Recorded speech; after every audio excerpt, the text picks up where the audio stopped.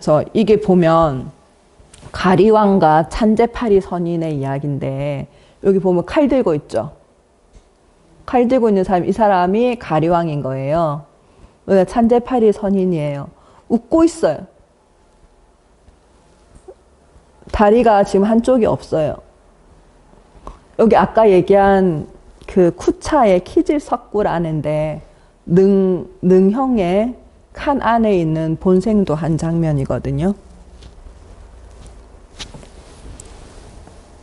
이게 그렇습니다. 그래서 이게 인욕선인 할절신체 아오이시 뭐 약상 중상 수자상 뭐 이렇게 막 나와요.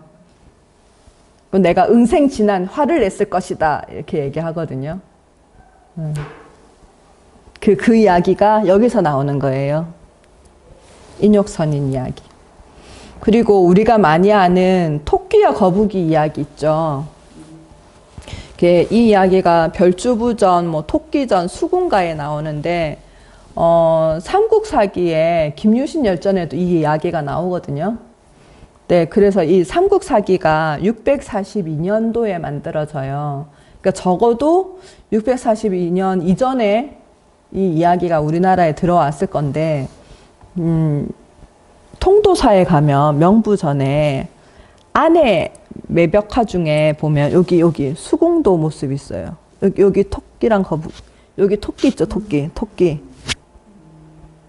토끼가 지금 여기 거북이 등 타고 있어요. 보여요? 여기 밑에가 이제 바닷물인 거고, 그러니까 토끼가 거북이 등을 타고 막 가고 있는 거예요. 이게 삼국사기보다 이른 시기에 한역된 불경 육도 집경, 생경, 불본 행집경, 불설 보살 행집경에 비두리 현자 이야기 혹은 위두라 현자 본생담으로 나오고요. 불설 보살 본행병 학원에 이 이야기가 나오는데 바라나국에서 있었던 이야기고, 토끼가 아닌 왕을 보자는 현자 비두리 이야기예요. 거북이 대신에 야차고 그 비두리 현자를 바닷속으로 데려가는 등장인물로 나오거든요. 이게 지금 아잔타 이굴에 나오는 비두리 현자 자탁한데 이게 토끼전의 원류가 돼요. 보면 야차가 바라나국 국왕에게 반이주와 현자 비두리를 걸고 내기를 청하는 장면이 여기 보면 여기 왕이 이렇게 있어요. 이게 사람들이 이게 이 사람하고 내기를 걸자고 얘기를 해요. 옆에서 신하들이 그거 하면 안 된다고 말리는 장면이에요. 국왕은 내기를 하면 안 된다고 말리는 장면이에요. 그래서 아무튼 그렇습니다. 그래서 이때 비두리가 나의 피를 얻고자 하는 것은 나의 법을 얻으려 하는 것이고, 마음을 얻으려고 하는 것은 나 마음속에 지혜를 얻는 것이라 얘기를 해서 이 이야기가 아까 여기 보면 찬제파리 선인도 그런데 피가 다시 저지되고 몸이 전처럼 회복되는 것처럼 이 비두리 현자 이야기도 그렇게 끝이 되거든요. 이게 피가 흰 우유처럼 되는 게 우리가 알고 있는 이야기 중에 있어요. 네, 네, 이차돈 순결에 대한 이야기에도 피가 희게 나왔다고 그런 이야기가 있죠. 그게 여기에서 그러니까 뭐라고 해야 되지? 모티브를 따갔다고 해야 되나? 아주 똑같은 내용은 아니지만 그 모티브를 가져간 내용이라고 할 수 있어요.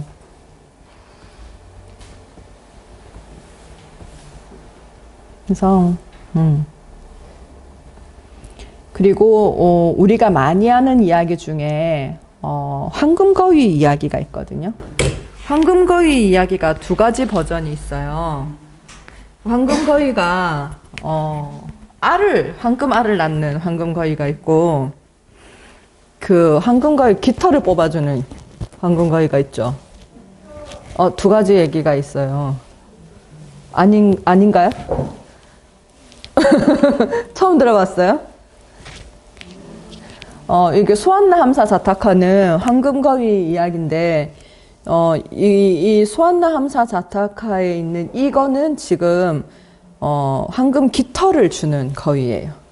여기 보면, 얘가 여기 입에 물고 있는 거, 요게 깃털이거든요. 그래서, 빨리어 자타카의 136번째 이야기고요. 부처님께서 비구니 툴라난타에게 설법한 이야기인데, 옛날에 이제 범여왕이 있는 곳에 바라문 집에 태어난 보살이 있었어요. 그래서 이 보살이 이제 결혼을 해서 아내가 있고 딸이 셋이 있는데, 딸 이름이 첫째가 난다. 이게 기쁨이란 뜻이고, 난다 부티가 기쁨의 충만. 순다리 난타가 사랑스러운 기쁨이래요. 이름 너무 이쁘지 않아요?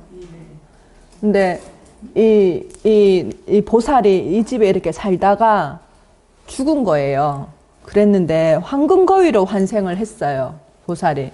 이 보살이 이제 부처님의 전생인 거고, 근데 자기가 황금거위가 되고 나서 보니까 자기 아내랑 딸이 너무 가난하게 사는 거예요.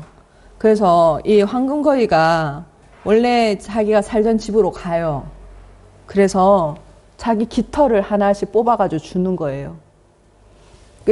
이렇게 하나씩 뽑아서 주니까 인간이라는 게 처음에는 이 깃털 하나가 너무 감사하다가 어떻게 돼요, 나중에? 네? 다 갖고 싶죠?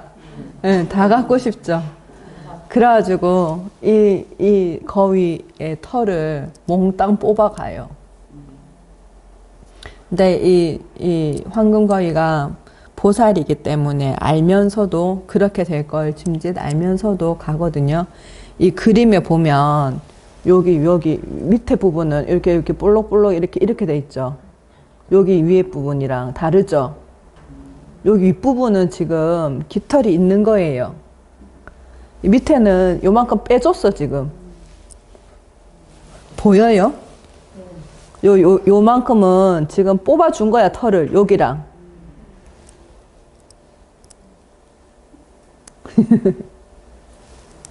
이렇게. 거위가 자기 털을 뽑아서 인간에게 준 거예요.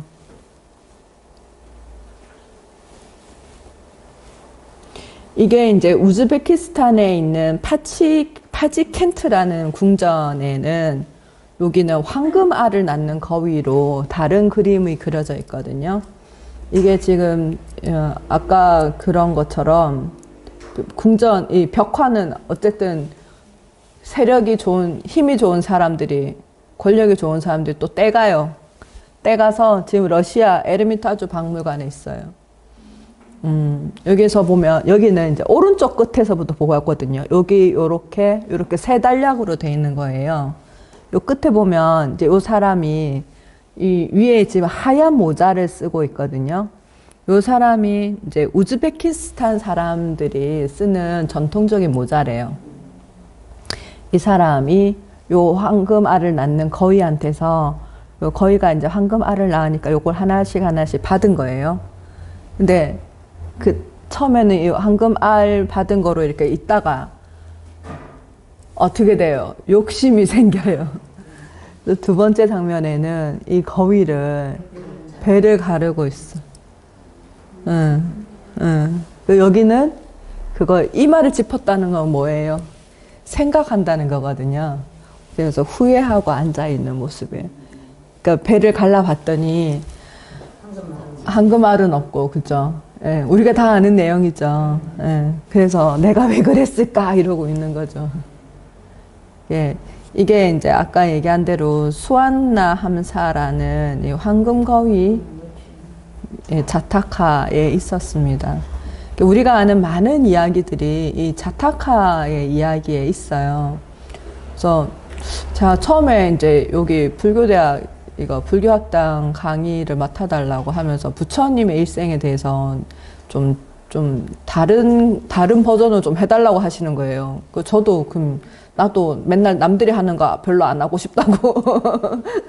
그래서 이 자타카를 해야겠다 생각을 했던 게 이런 이야기들이 있으니까 사실 547가지라 다 하려면 1년 걸릴지도 몰라. 그죠? 우리가 365일인데 일주일에 한 번씩 만나면 52주거든요. 52주에 547개 하려면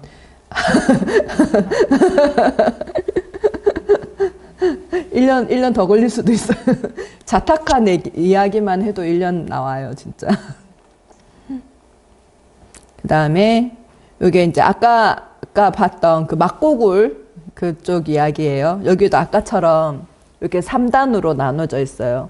이 수대나 태자 본생도라는 그림인데, 이 그림은, 여기는 지금 보면 이렇게 세 줄로 나눠서 왼쪽, 가운데, 오른쪽의 이야기가 달라요.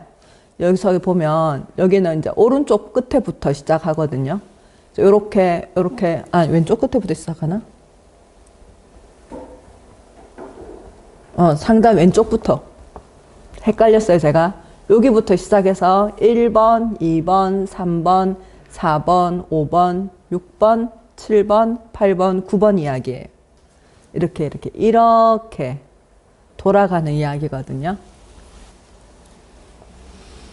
이게 비슈반타라 자타카라고도 하고 베산타라 자타카라고도 합니다.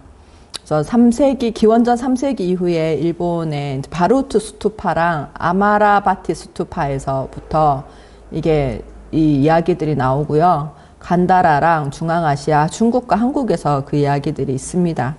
육도 집경 2권에 보시, 도, 무, 극이라는 그 장 안에 있어요. 보시의 끝없는 단계라는 장 안에 수대나 태자 본생담이 있습니다. 보면 이 수대나 태자는 서파국의 살자왕의 아들이에요. 수대나 태자라고 하고요.